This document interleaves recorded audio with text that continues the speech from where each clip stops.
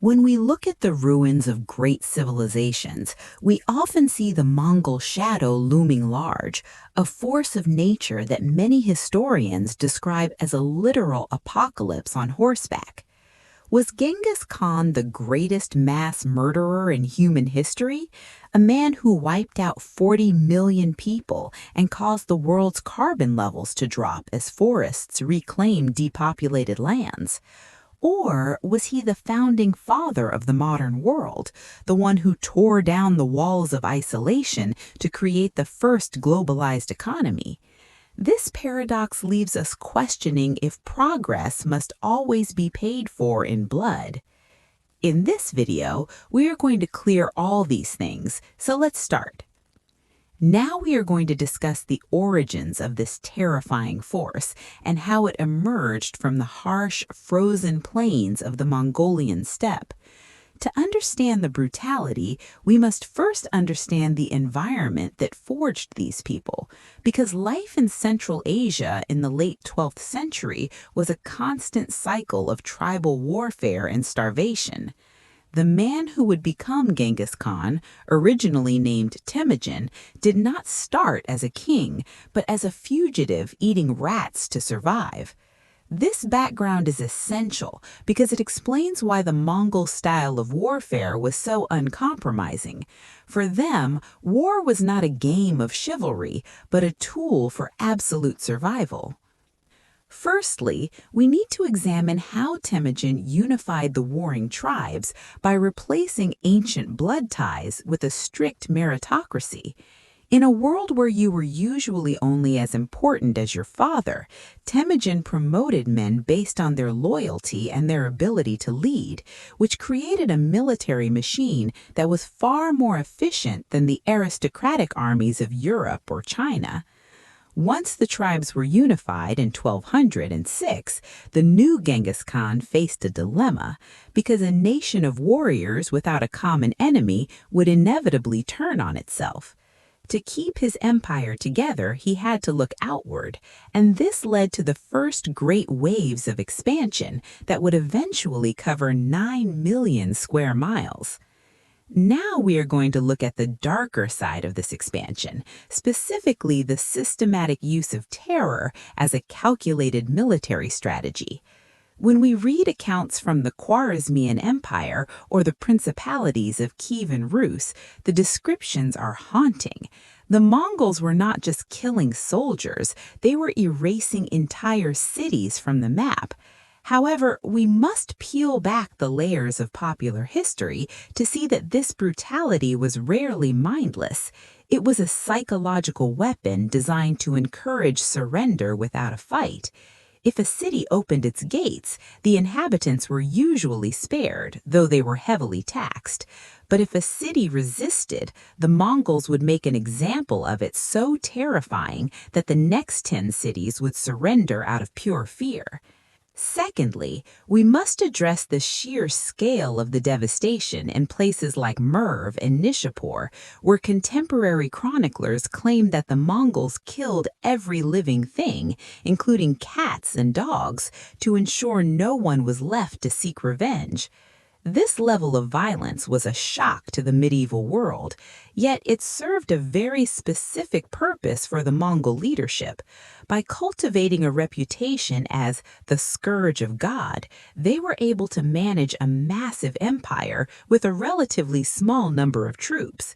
It was cheaper and more efficient to be feared than to be loved, and this cold logic is what allowed them to topple empires that were 10 times their size. Thirdly, we should consider the environmental and demographic impact of these conquests. Scientists have actually found evidence in ice cores and soil samples that the Mongol conquests significantly lowered the global temperature because so much agricultural land was abandoned and turned back into forest. This sounds like an ecological rebirth, but the human cost was a level of suffering that is difficult for the modern mind to comprehend. Whole irrigation systems that had sustained civilizations for 1,000 years were destroyed, turning fertile valleys into deserts and shifting the course of human development in the Middle East and Central Asia for centuries. Now we are transitioning into the most fascinating contradiction of this history, which is how this sea of blood eventually settled into a period of unprecedented peace known as the Pax Mongolica. Once the conquest was over and the borders were secured, the Mongols shifted from being destroyers to being administrators. They realized that a dead peasant pays no taxes and a burnt city produces no silk. Therefore, they established a legal code known as the Yasa, which was enforced with such absolute discipline that it was said that a young woman carrying a gold nugget on her head could walk from one end of the empire to the other without being harmed. This transition from brutality to order is where we start to see the seeds of globalization being sown. The Mongols were the first people to treat their entire empire as a single economic zone. They built a massive network of relay stations called the Yam, which acted like a medieval postal service and an early version of the internet for the movement of information and trade. This allowed ideas, goods, and people to travel from the shores of the Pacific to the gates of Eastern Europe with a speed and safety that had never been seen in human history. Lastly, for this part of our journey, we must recognize that the Mongols themselves were remarkably open-minded about culture and religion. While they were brutal in war, they were surprisingly tolerant in peace.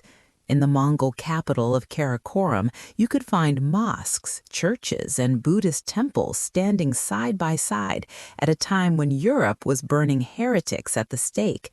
They recruited Persian doctors, Chinese engineers, and European explorers like Marco Polo to help run their massive state. They were the ultimate synthesizers of human knowledge, and this exchange of information would eventually set the stage for the Renaissance and the Age of Discovery. Now we are going to dive deeper into the mechanics of this Pax Mongolica to understand how a group of nomads who didn't even have a written language when they started ended up creating the framework for the modern world. It is one of the greatest ironies of history that the same hands that piled skulls into pyramids also paved the roads for the most significant cultural exchange in human history. To maintain this vast territory, the Mongol Khans realized they needed more than just bows and horses. They needed a sophisticated administrative system. Firstly, they turned the entire Silk Road into a protected highway. Before the Mongols, a merchant traveling from Europe to China would have to pass through dozens of warring kingdoms, paying bribes and taxes at every border, assuming they weren't robbed and killed first. Under Mongol rule, there was essentially one border and one set of rules, which caused the volume of trade to explode to levels never seen before. Secondly, we must talk about the intellectual revolution that this connectivity triggered, because it wasn't just silk and spices moving across the continent. This was the moment when Chinese inventions like gunpowder, the compass, and papermaking began to flow westward into the Islamic world and eventually into Europe. Now we are going to discuss how this transfer of technology changed the course of history forever.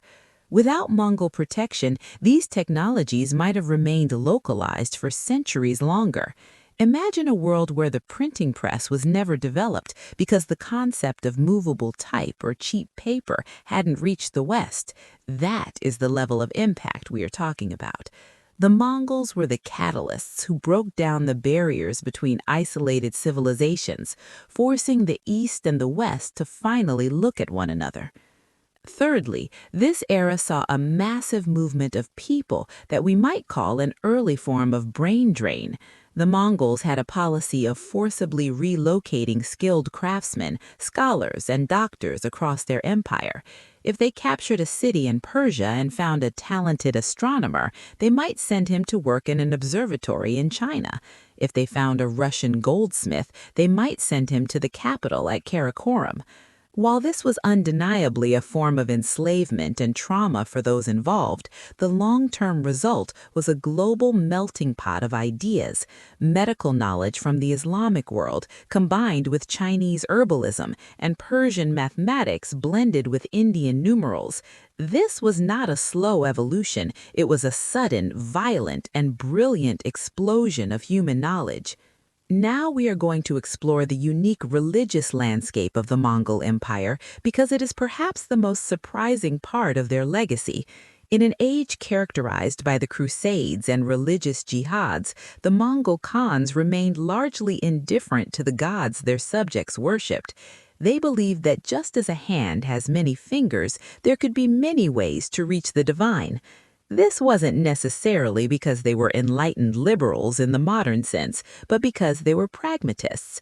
They wanted their subjects to be productive and peaceful, and they realized that forcing a religion on a conquered people only led to rebellion. They even hosted formal debates between Christian, Muslim, and Buddhist leaders at the imperial court, treating it almost like a sporting event. This environment of tolerance allowed for a level of social stability that helped the empire flourish despite its bloody beginnings. Furthermore, the Mongols introduced a concept that we take for granted today but was revolutionary at the time, and that is the use of paper currency.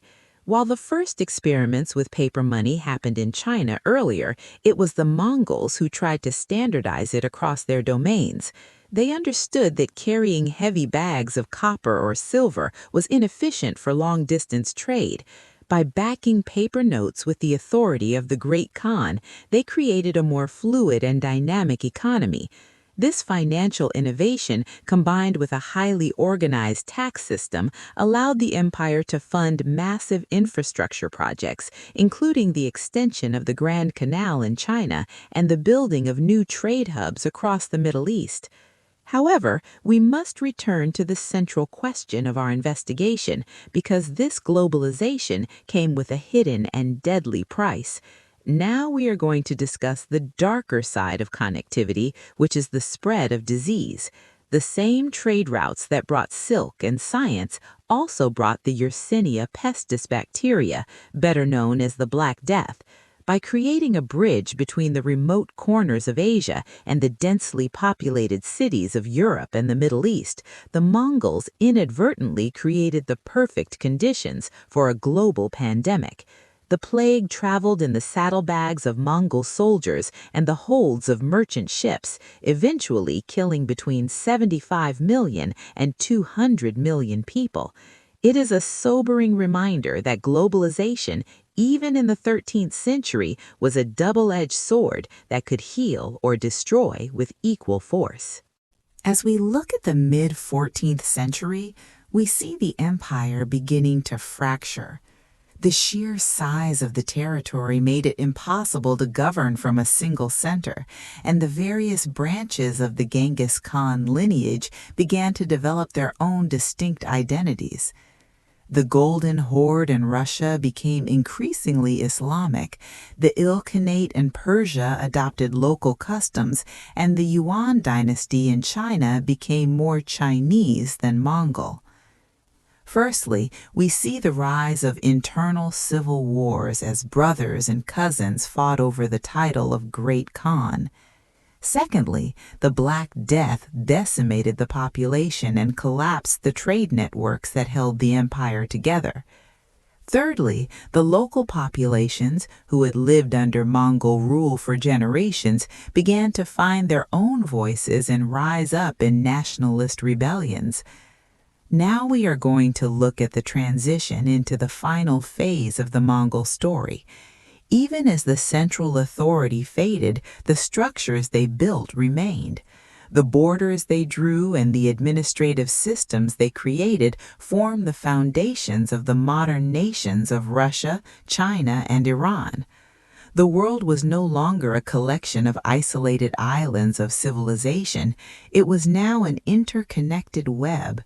The brutality was the fire that melted the old world down, and globalization was the mold into which the new world was cast.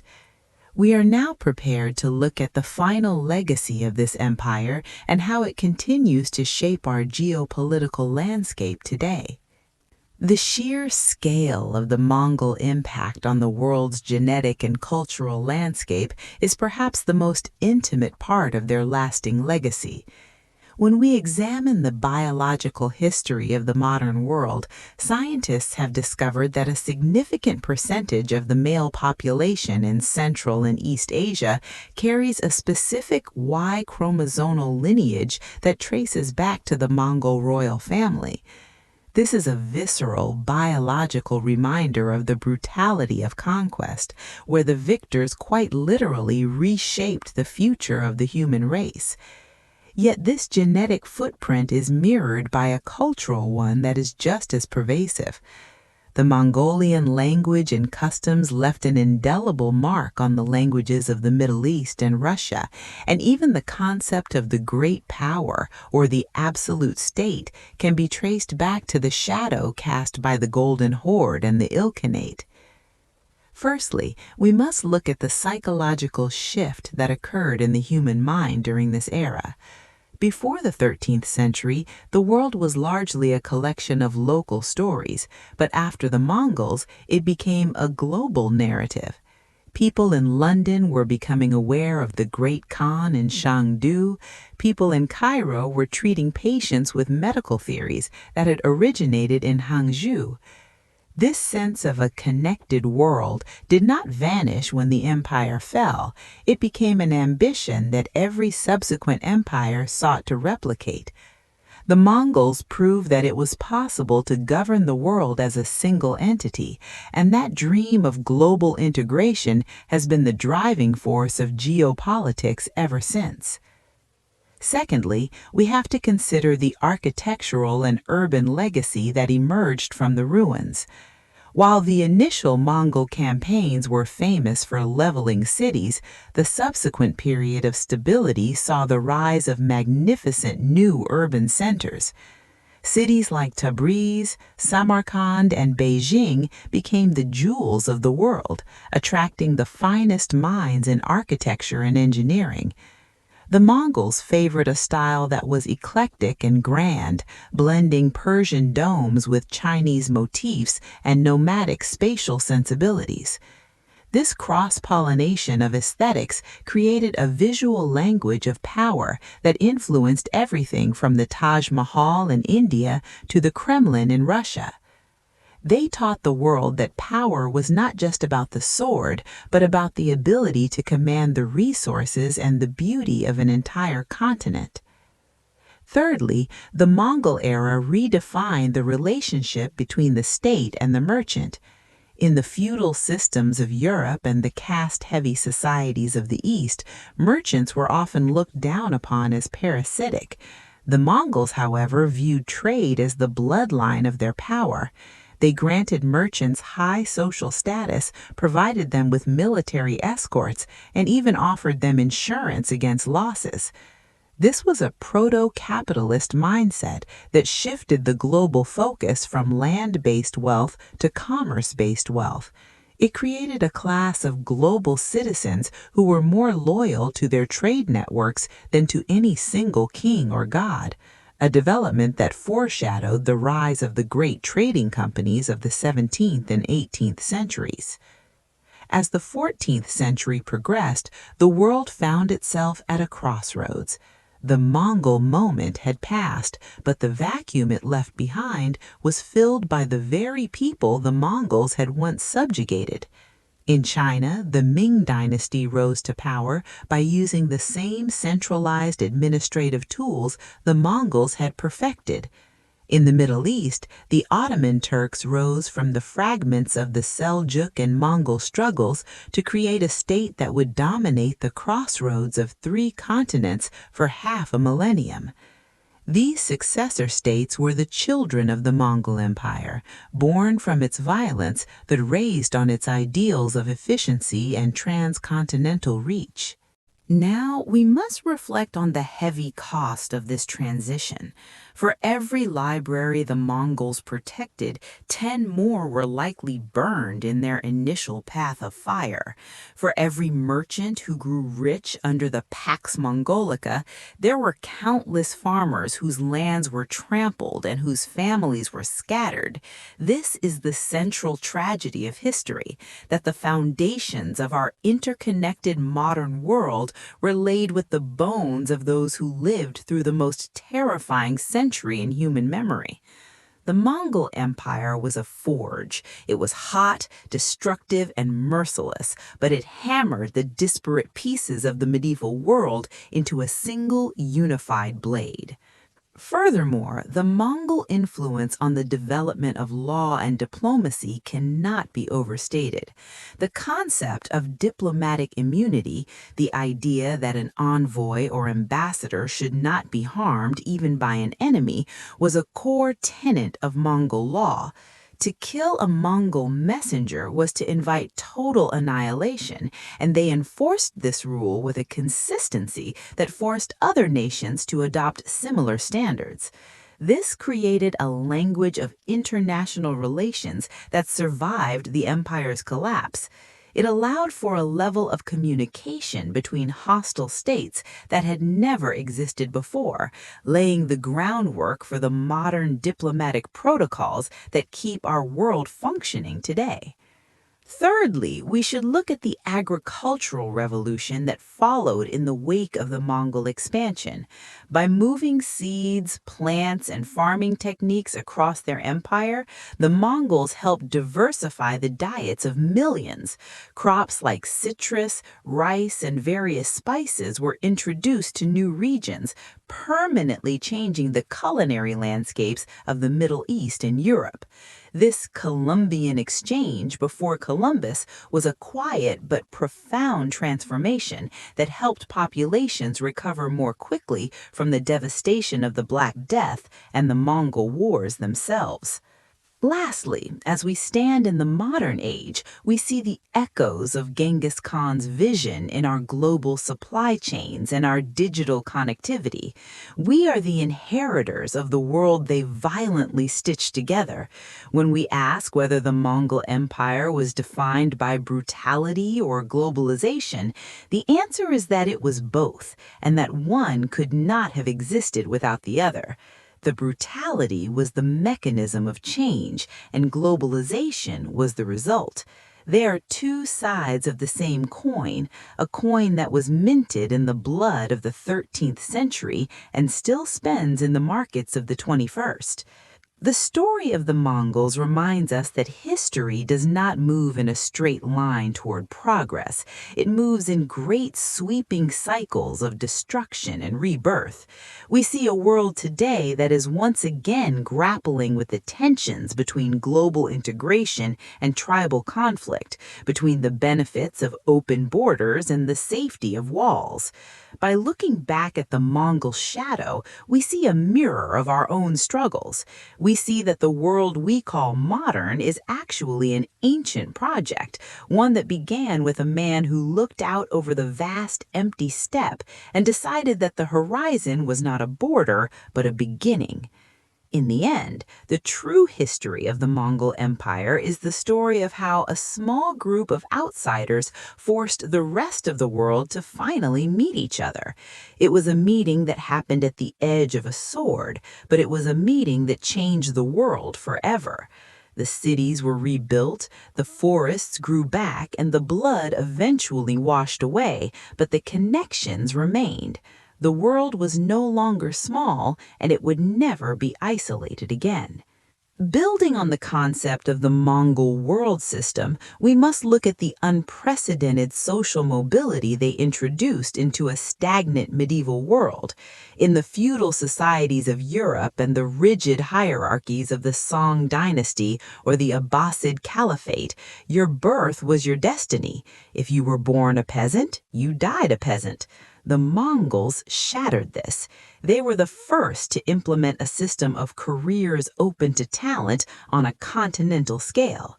They didn't care if a man was a commoner, a foreigner, or a follower of a different faith. If he could calculate the trajectory of a catapult or manage the logistics of a supply train, he was given power. This meritocratic approach was a shock to the system of the Old World, and it forced the civilizations that survived the Mongol onslaught to eventually adopt similar merit-based systems just to compete. Furthermore, we must examine the Mongol influence on the development of the modern state. Before the Mongols, the state was often just a collection of personal loyalties to a local lord. The Mongols introduced the concept of a centralized, impersonal administration. They conducted the first truly continental censuses, tracking populations from the frozen forests of Russia to the humid rice paddies of southern China. This wasn't just for taxation, it was for the systematic mobilization of resources. This data-driven approach to governance was centuries ahead of its time. When the Russians finally threw off the Mongol yoke, they didn't return to their old ways. They kept the Mongol census, the Mongol postal system, and the Mongol tax structures. The modern Russian state was essentially built on a Mongol skeleton, adopting the Khan's absolute authority to create the czarist autocracy. Now, let us turn our attention to the specific cultural synthesis that occurred in the Middle East, particularly within the Ilkhanate. When the Mongols conquered Persia, they didn't just bring death, they brought an obsession with history and science. Under the patronage of the Mongol rulers, historians like Rashid al-Din wrote the first world history, attempting to document every civilization known to man. This was a radical departure from the parochial, self-centered histories of the past. For the first time, a scholar in Tabriz was writing about the history of China and Europe with the same seriousness as Islamic history. This intellectual curiosity extended to the stars. The observatory at Maraga, built under Mongol rule, became the most advanced scientific institution in the world. It was here that astronomers developed mathematical models that would eventually find their way to Copernicus in Poland, helping to spark the scientific revolution. In the realm of law, the Yasa, the secret code of Genghis Khan, acted as a unifying force that transcended local customs. While much of the Yasa dealt with military discipline and the protection of the mail system, it also introduced concepts that were strangely modern. For example, it mandated total religious freedom and exempted priests, doctors, and scholars from all taxation. It also placed the Khan himself under the law. While he was an autocrat, he was still bound by the ancestral traditions and the collective decisions of the Kurultai, or the Great Assembly. This idea that there is a law higher than the whim of a ruler began to seep into the political consciousness of the regions they ruled. Secondly, we must address the Mongolization of warfare, which fundamentally changed the physical landscape of the world. The Mongols were the first to use gunpowder in a way that truly mattered on the battlefield. They didn't just use it for fireworks, they used it for primitive grenades, smoke screens, and eventually the first cannons. As they moved across Eurasia, they acted as a conveyor belt for this technology. When they reached the borders of Europe, they brought the knowledge of gunpowder to the West. This forced a massive architectural shift across the continent. High, thin stone walls that had protected lords for centuries were now useless against the new chemistry of war. This led to the creation of tres italiennes, or star forts, low, thick earthen walls designed to absorb cannon fire. The very look of the European city was reshaped by a technology that the Mongols had carried from China. Thirdly, the environmental legacy of the Mongol Empire is far more complex than just the cooling of the planet through depopulation. The Mongols were obsessed with the movement of water.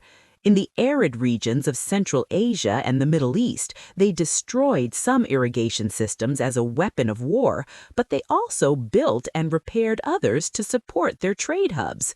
They moved hydraulic engineers from Mesopotamia to China to help with the Grand Canal, and they brought Chinese irrigation experts to the Middle East. This cross-pollination of environmental management allowed civilizations to survive in harsh climates long after the Mongol Empire had fractured. They treated the Earth's resources like a giant puzzle, moving the pieces around to see which combinations produced the most wealth for the Khanate.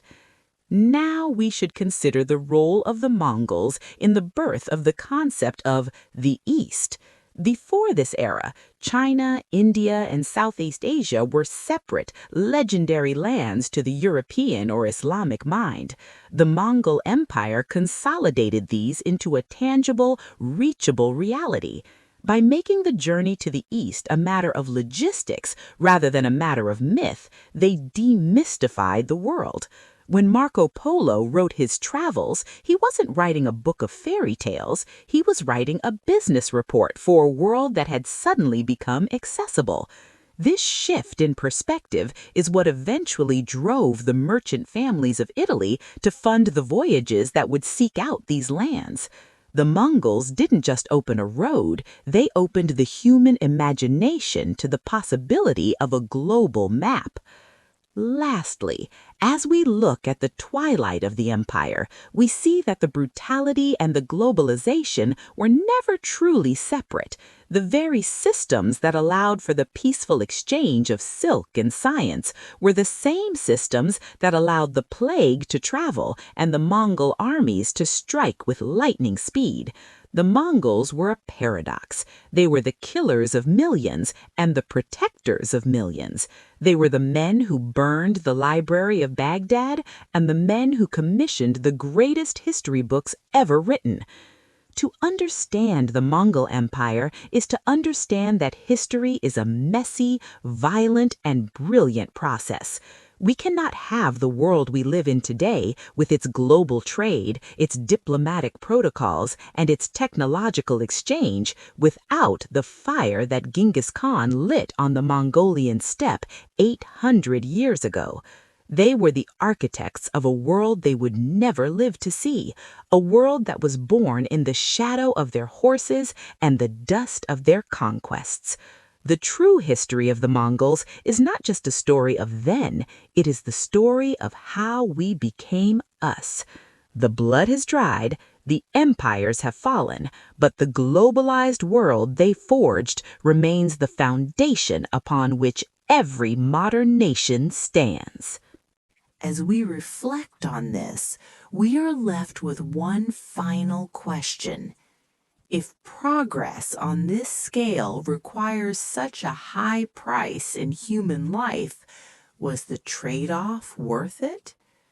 Or are we simply the beneficiaries of a crime so large that we have forgotten to call it a crime? In the end, the Mongols did not just conquer the world, they created it. To truly grasp the magnitude of the Mongol influence, we must look at how they revolutionized the concept of communication and the speed of human life. Before the Mongol era, the world moved at the pace of a walking man. After the Mongols, it moved at the pace of a galloping horse. This was made possible by the Yam system, a sophisticated network of thousands of stations spread across the empire, each stocked with fresh horses and supplies. It was essentially the first high-speed data network in human history. A message could travel from the Pacific coast to the Black Sea in a matter of weeks, a feat that would not be repeated until the invention of the telegraph. This infrastructure did not just serve the military, it became the skeleton of the first global postal service, allowing for a level of bureaucratic coordination that made the vast empire manageable. Furthermore, the Mongol impact on China, the most populous and technologically advanced region of the time, was transformative. The Yuan dynasty was not merely a foreign occupation, it was a period of intense cultural and economic restructuring. The Mongols abolished the civil service examinations for a time, which effectively broke the power of the old Confucian elite and allowed for a surge in vernacular literature and drama. This was the era when the great Chinese novels began to take shape, moving away from the rigid, formal poetry of the past toward stories that resonated with the common people. The Mongols also moved the political center of China from the south back to the north, establishing Beijing as the imperial capital. This geographic shift determined the political orientation of East Asia for the next 700 years. Now we must consider the specific ways in which the Mongols influenced the Islamic world. The fall of Baghdad in 1258 is often cited as the end of the Islamic Golden Age, but a closer look reveals a more nuanced reality. While the initial destruction was catastrophic, the resulting Ilkhanate became a vibrant center of Persian culture. The Mongols in Persia eventually converted to Islam, and in doing so, they provided the patronage that allowed for a massive revival in Persian art, particularly in the field of miniature painting and manuscript illumination. This Mongol-Persian style became the standard of beauty across the Islamic world, eventually influencing the aesthetic of the Ottoman and Mughal courts. The brutality of the conquest was followed by a cultural renaissance that redefined the visual identity of the Middle East. In the West, the Mongol presence acted as a catalyst for the centralization of European states. The threat of a Mongol invasion forced European kings to reconsider their fragmented feudal systems. They began to realize that small private armies of knights were no match for a coordinated professional force. While the Mongols never fully conquered Western Europe, the fear they instilled led to a surge in fort building and a more organized approach to national defense. Additionally, the diplomatic missions sent by the Pope and various European kings to the Mongol court provided the first accurate geographical and cultural information about the Far East. This data debunked long-held myths and replaced them with a hard commercial reality that would eventually drive the European Renaissance. Thirdly, the Mongol Empire's role in the development of mathematics and medicine was foundational. Because the Mongols valued healers and scholars, they facilitated the exchange of medical texts between the Arab world and China. Parisian doctors began using Chinese pulse diagnosis, while Chinese physicians incorporated Middle Eastern herbal remedies. In mathematics, the transfer of the decimal system and algebraic concepts was accelerated. The Great Khan's court in China was filled with Muslim mathematicians who helped reform the calendar and improve navigational charts. This was not just a collection of facts, it was a synthesis of human logic that allowed for more accurate seafaring and agriculture, which in turn supported larger populations. As we examine the decline of the empire, we see that it did not simply vanish, it evolved. The Timurid Renaissance that followed in Central Asia was a direct continuation of Mongol traditions. Tamerlane, who sought to restore the empire of Genghis Khan, turned Samarkand into a global capital of science and art. His descendants would go on to found the Mughal Empire in India, bringing with them the Mongol concepts of absolute sovereignty and religious pluralism. When we look at the Taj Mahal or the Red Fort, we are looking at the architectural legacy of a nomadic people who had traveled across the world, absorbing the best of every civilization they encountered. The Mongol Empire died as a political entity, but it lived on as a cultural ghost that haunted the halls of power from Istanbul to Delhi. Lastly, we must address the question of the Mongol yoke in Russia. For centuries, Russian historians blamed the Mongols for holding Russia back from the European Enlightenment. However, modern research suggests that the Mongol period was actually when the foundations of the Russian state were solidified. The princes of Moscow rose to prominence by acting as tax collectors for the Mongols, learning the art of centralized administration and absolute rule. They adopted the Mongol postal system, their military tactics, and their census methods.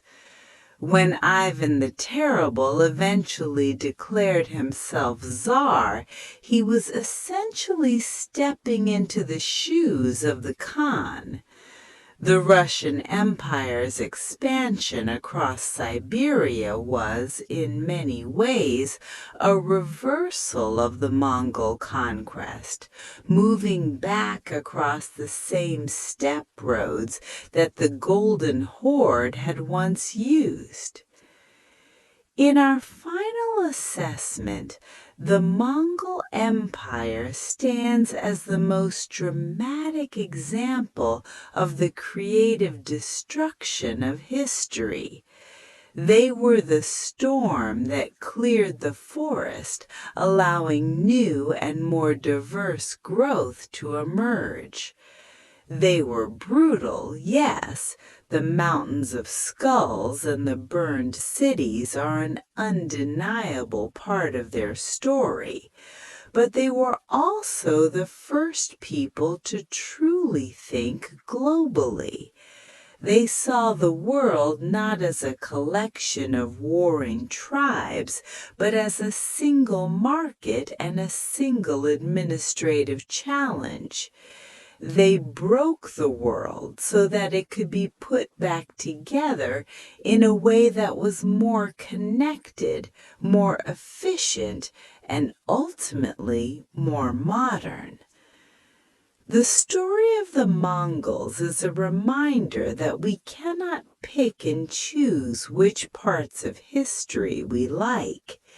The globalization we enjoy today, the ability to share ideas instantly, to trade across oceans, and to move between cultures, is the direct descendant of the brutal conquests of the 13th century. We are the children of the Pax Mongolica, living in a world that was first mapped out by the hoofbeats of Mongol horses. The duality of their legacy is our own duality, a constant struggle between the violence of our past and the interconnectedness of our future. The story of the Mongol Empire forces us to look into a mirror and ask uncomfortable questions about the cost of our modern existence. We see a world that was violently stitched together by the sword, yet the seams of that connection created the first truly global society. Was the blood spilled worth the bridge built? History does not offer us a simple answer, only a complex reality where brutality and progress are inextricably linked. As we stand in a world defined by the very connectivity they pioneered, we must recognize that the Mongol shadow still shapes our borders, our economies, and our very identities.